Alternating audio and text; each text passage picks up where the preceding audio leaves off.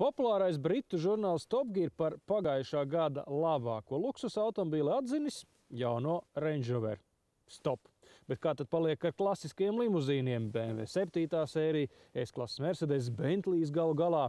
Šodien noskaidrosim, vai Top Gear gadījumā nav kļūdījies. Un sāksim jau ar to, ka jaunais Range Rover ir iebraucis tādā vietā, līdz kuram neviena S-klase netiktu.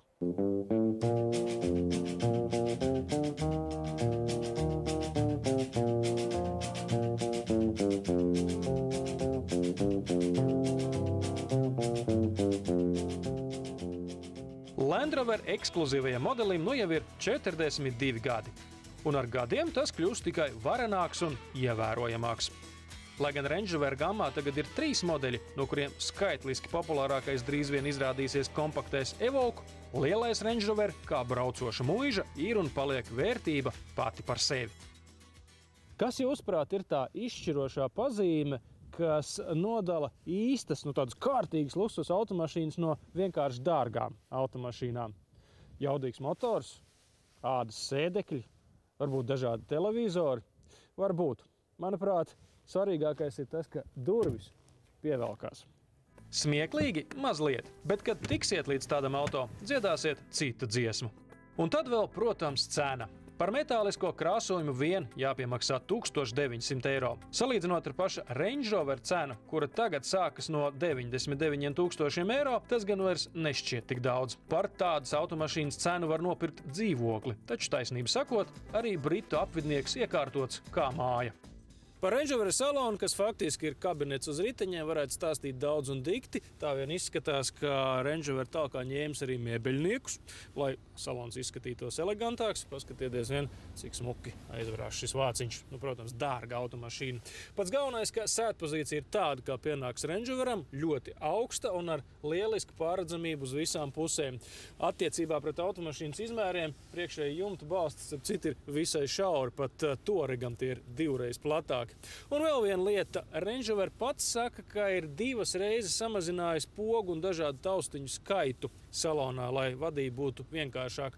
Un patiešām, izņemot borta datora ekrānu, kurā joprojām tas ir jāpameklē, tāpat kā Jaguar automašīnās, viss pārējais ir ļoti intuitīvs un vienkāršs. Ja ārpusē vēl var sazīmēt ierasto Range Rover siluetu, tad iekšā, izņemot zīmētos spidometrus, gan nekas nav palicis pa vecam. Par pārnesumiem valda grozāma ripa, un pēc līdzīga principa veidota bezceļu režīma vadība. Iespiežot pogu atpakaļ, terēna response atgriežas automātiskajā režīmā. Šai saimniecībai, kurā neiztikt bez pazeminātiem pārnesumiem, vēl palīdz pneimo piekari. Jau pats pirmais Range Rover izcēlās ar lieliskām bezceļu spējām. Jaunais modelis to visu ir pacēlis vēl pārākā pakāpē. Aizmugurējās piekaras gājiens ir līdz pat 60 centimetriem. Tas ir kolosāls rādījums. Piemēram, GL Mercedesam tas ir tikai 48 centimetri. Mašīnas klīrens normālos apstākļos iespējams paaugstināt līdz 29 centimetriem. Taču sevišķi ekstrēmā situācijā, kad Range Rover, piemēram, ir uzkāries uz akmeņiem un nevar tikt no tiem nost, manuāli to var paaugstināt gan drīz līdz 40 centimetriem un tādā veidā noāķēties no šķēršļa. 70. gados pneimo piekari, turklāt ar mainām klīrensu, bija ārprātīga eksotika. Mūsdienās tāda ir daudziem automobīļiem, pie tam ne visi ir īsti apvidnieki. Taču arī šeit Range Rover ir visiem priekšā. Lai gan klīrens regulēšanas diapazons ir ekstrēmi plašs, augstuma maiņa notiek ļoti ātri. Katrā ziņā daudz ātrāk nekā Range radiniekam Land Rover Discovery, ko izmēģinājām šeit pašā vietā. Bet vai dinastijas karalis nenobremzēs kupenu priekšā?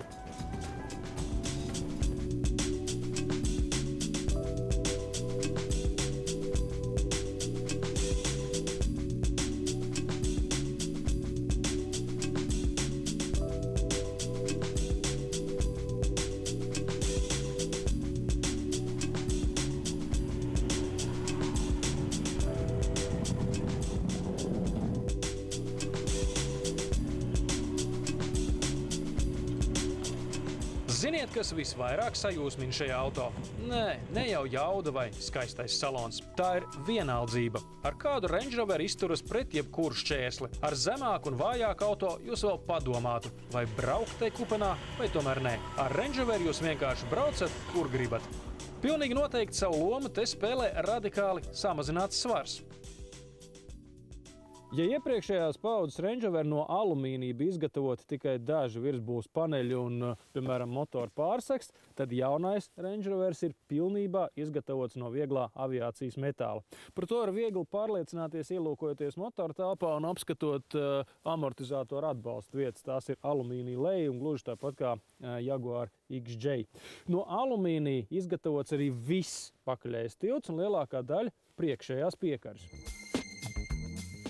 Tā rezultātā Range Rover ir gandrīz par 40%, jeb ieklausieties, 420 kg vieglāks nekā iepriekš. Piekritīsiet, ka mašīna neizskatās par 40% mazāka. Tomēr svāra samazinājums ļāvis ieviest Range Roverā ko nebijušu – dīzeļdzinēju ar tikai 6 cilindriem. Un tomēr lielākā daļa jaunā Range Rover pircēja pagaidām balso par 8 cilindru motoru. Tas tomēr ir prestiža jautājums. Nu, un godīgi sakot, ja izrādītos, ka jaunais Range Rover ir par 40% smagāks, nevis vieglāks par iepriekšējo, tad pircēja tam tik un tā netrūktu. Jo, kā mēs zinām no astronomijas, lielākiem debesu ķermeņiem ir arī lielāks pievilkšanas spēks.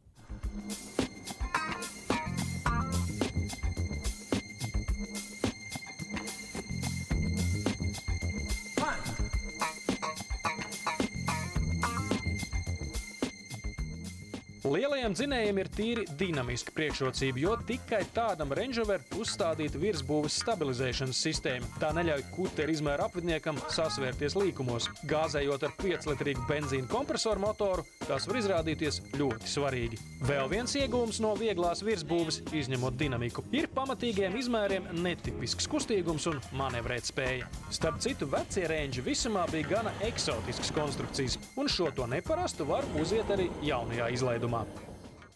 Turpinot ekskursiju pa jauno Range Rover, protams, vajadzētu ieskatīties bagāžniekā. Skaidrs, ka kā jau kārtīgai luksus automašīnai, tas atveras elektrisks. Starp citu, vāka augšējā daļa izgatavot no plastmasas, lai tā būtu vieglāka. Ko nebiju redzējis, arī aizmugurējā daļa tagad atveras elektriski. Taču tas viss ir nieks, salīdzinot ar to, ko es jums tūlīt parādīšu. Kaut arī Range Roveram ir 20 colu riteņi ar kārtīgām bezceļnieku riepām. Tam ir riktīgs liels rezerves ritenis. Lūk, tas ir spēks.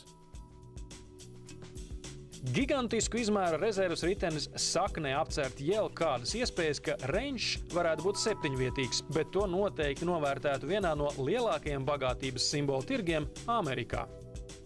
Salona aizmuguras daļā atmosfēra nav tik lietišķa. Šeit viss vairāk atgādina tādu izšķērdīgu un grēznu biznesa lounge, ir atsevišķa klimata sistēma, tāds pamatīgs roku balsts ar glāžu turētājiem. Vietas vienīgi nav pārāk daudz, ir tāds prieciņš, ka var no šejienes pabīdīt uz priekšu priekšējā pasažiera sēdekli. Un vispār Range Rover ir nolēmis ar laiku izlaist arī šī modeļa pagarinātās bāzes versiju. Secret agent man, secret agent man. Kad tas notiks, nedaudziem Range Rover konkurentiem pavisam saļodzīsies kājas. Ja vien ir nauda, nopirkt džipu par 100 000 nav liela māksla, bet nopērkot šo, līdzi nāk arī gabaliņš leģendas.